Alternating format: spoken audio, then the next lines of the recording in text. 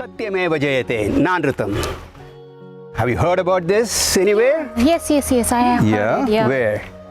Bharat has taken it as a national motto, and I have seen it in many quotes in the movies. Yes, you're absolutely right. That's exactly right. Do you know what it means?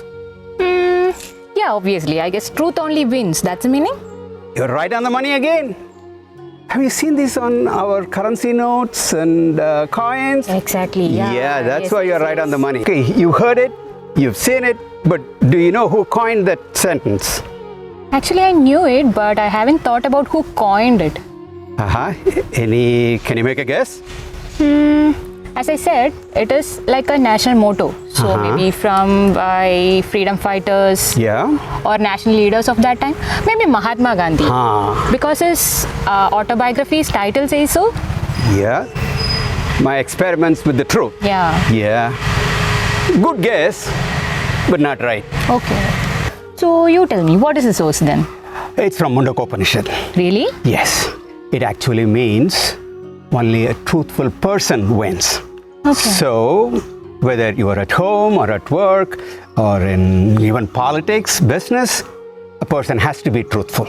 I haven't seen anyone who is truthful in politics.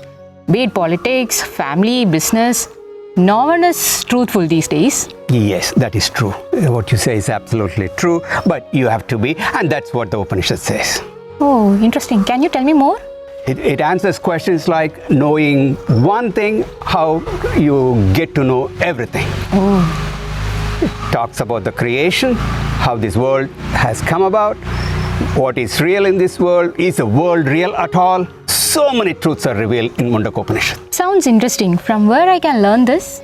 Yes, you asked the right question. There's a wonderful opportunity. Swami Advayananda will be taking Mundaka Upanishad, and classes start on May 18th. Thank you, Anandji.